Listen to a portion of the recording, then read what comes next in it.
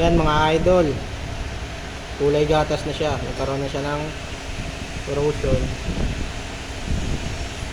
Kaya hindi basta-basta mabiblig yan.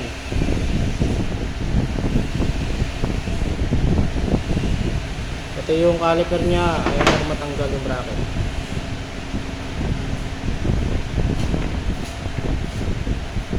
Wala, dahil corrosion, no?